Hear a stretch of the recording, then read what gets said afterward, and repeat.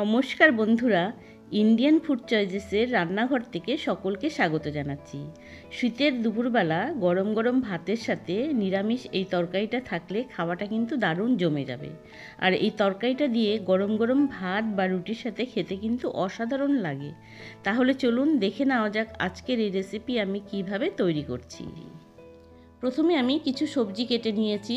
এখানে মিষ্টি কুমড়ো আছে, ওলকপি, মূলো, সিম, গাজর, ফুলকপি, বটবটি, বেগুন আর কচু নিয়েছি। সব সবজি দিয়ে একটা নিরামিষ পাঁচমিশালি তরকারি রান্না করছি। এরকম নিরামিষ তরকারি কিন্তু খেতে সবারই খুব ভালো লাগে। প্রথমে আমি কড়াইতে সর্ষের তেল গরম করে নিয়েছি। তেলটা ভালো করে গরম করে নিয়ে এর মধ্যে বেগুন প্রথমেই ভেজে নিব। বেগুনগুলো একটু সামান্য নুন আর একটু হলুদ দিয়ে হালকা করে ভেজে নিব। বেগুনটা বেশি ভাজা করব না, কারণ বেশি করে ভাজা করলে বেগুনটা কিন্তু গলে যাবে, সেই জন্য একটু হালকা ভেজে নিচ্ছি। বেগুন ভাজা হয়ে যাওয়ার পর আমি কড়াই থেকে নামিয়ে নিচ্ছি। তারপর ওই কড়াইতে যে সর্ষের তেল আছে সেই তেলের মধ্যে আমি সিমগুলো ভেজে নিব। সিমগুলো ভাজা করার সময় কোনো নুন বা হলুদ দেব না, খালি তেলে একটু নাড়াচাড়া করে ভেজে নিব। সিমগুলো মোটামুটি ভাজা হয়ে গেছে। এখন আমি কড়াই থেকে নামিয়ে নিয়ে ওই কড়াইতে আরও কিছু সর্ষের তেল দিব। সর্ষের তেলটা গরম করে নিয়েছি। তারপর এখানে ফোড়নের জন্য একটা তেজপাতা, দুটো শুকনো লঙ্কা, একটু আদা কুচি আর 1 চামচ পাঁচফোড়ন দিচ্ছি। এবার ফোড়নটা ভালো করে ভেজে নিব। ফোড়নটা যখন ভাজা হয়ে যাবে তখন আমি এর মধ্যে সবজিগুলো দিয়ে দিব। দেখুন ফোড়নটা প্রায় মোটামুটি ভাজা হয়ে এসছে। এখন আমি সবজিগুলো দিয়ে দিচ্ছি।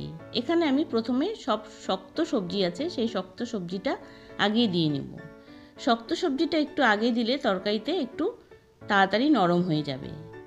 এবার এই সবজিটা দিয়ে একটু নাড়াচাড়া করে ভেজে নেব। মোটামুটি 1-2 মিনিট একটু নাড়াচাড়া করে খালি তেলেই ভেজে নেব। এখন মোটামুটি সবজিটা ভাজা হয়ে গেছে, খালি তেলেই আমি সবজিটা ভেজে নিয়েছি। তারপর আমি বাকি সবজিগুলো একসাথে দিয়ে দিয়েছি। তারপর এর মধ্যে আমি 5-6টা কাঁচা লঙ্কা দিয়ে দিলাম। এবার এই খালি তেলেই এই সম্পূর্ণ সবজিটা একটু ভালো করেই ভেজে নিব। খালি তেলে মোটামুটি 2-3 মিনিট একটু ভেজে নিব। তরকারির মধ্যে যে একটা জল আছে সেই জলটা একটু শুকিয়ে নিয়েছি। তারপর এর মধ্যে আমি 2 চামচ পোস্ত বাটা দিচ্ছি। এই তরকারিতে হয়তো ভাববেন মিষ্টি কুমড়া দিয়েছি, এর মধ্যে আবার পোস্ত বাটা। হ্যাঁ, এই তরকারিতে যদি একটু পোস্ত বাটা দেন তবে কিন্তু খেতে খুব ভালো লাগবে। তারপর এখানে আমি কাঁচা ছোলা আর কাঁচা বাদাম দিয়ে দিলাম। এবার সব সবজির সাথে এই কাঁচা ছোলা বাদাম সব কিছু মিশিয়ে একটু পোস্তর সাথে সবজিগুলো একটু ভেজে নিব। মোটামুটি ভাজা হয়ে যাওয়ার পর এখানে আমি 1 চামচ স্বাদ অনুযায়ী নুন, 1 চামচ হলুদের গুঁড়ো, 1 চামচ কাশ্মীরি লঙ্কার গুঁড়ো, 1 চামচ ধনের গুঁড়ো, 1 চামচ জিরের গুঁড়ো দিচ্ছি। এবার এই শুকনো মশলাটা ভালো করে সবজির সাথে মিশিয়ে দিচ্ছি। তারপর এই সবজির সাথে এই মশলাটা মিশিয়ে দিয়ে মোটামুটি একটু ভেজে নিব। এই ভাজা করার সময় আমি একটুখানি জল দিচ্ছি, মানে 2 টেবিল স্পুনের মতো জল দিয়েছি। এই জলটা দিয়ে তরকারিটা কিন্তু একটু ঢেকে ঢেকে রান্না করতে লাগবে। এই তরকারিতে আর কোনো জল দিব না। এভাবে সম্পূর্ণ সবজিটা একটু ভালো করে কষিয়ে নিয়ে তরকারিটা রান্না করতে লাগবে। এখন আমি ভালো করে কষিয়ে নিয়েছি। তারপর আগের থেকে যে ভেজে রাখা সিম আর বেগুনটা দিয়ে দিলাম। সিম বেগুনটা দিয়ে আবারও একটু ভালো করে নাড়াচাড়া করে দিচ্ছি। এবার কিন্তু আমি একটা ঢাকনা দিয়ে মোটামুটি 5-6 মিনিটের জন্য রান্না হতে দিব। মাঝখানে একবার ঢাকনাটা তুলে নিয়ে আবার আমি রান্না করে নেব। দেখুন আমি ঢাকনাটা ঢেকে দিয়েছি। তারপর 5 মিনিট পরে ঢাকনাটা তুলে নিচ্ছি। 5 মিনিট পর ঢাকনাটা তুলে নেওয়ার পর সবজিটা একটু মজে গেছে। আবার একটু নাড়াচাড়া করে আবারও ঢাকনা দিয়ে আমি ঢেকে দিয়েছিলাম। এবার কিন্তু ঢাকনাটা তুলে নিয়ে তরকারিটা ভালো করে নাড়াচাড়া করে একটু ভেজে নিচ্ছি। সবজিগুলো মোটামুটি সেদ্ধ হয়ে গেছে।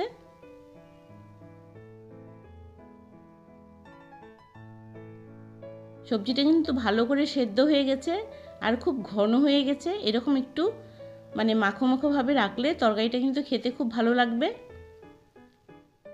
এই তরকারিটা দিয়ে রুটি বা ভাতের সাথে খেতে কিন্তু খুবই ভালো লাগে। আশা করছি আপনাদের এই রেসিপিটা ভালো লেগেছে। যদি ভালো লাগে তবে সকলের কাছে অনুরোধ করছি এই রেসিপিটা কিন্তু বানিয়ে খেয়ে দেখবেন, খুব ভালো লাগবে। আর নতুন বন্ধুদের কাছে অনুরোধ রাখছি চ্যানেলটিকে সাবস্ক্রাইব করার জন্য। আর যারা আমার পুরনো বন্ধু আছেন তাদের কিন্তু অসংখ্য ধন্যবাদ দিচ্ছি তারা আমার সাথে থাকার জন্য।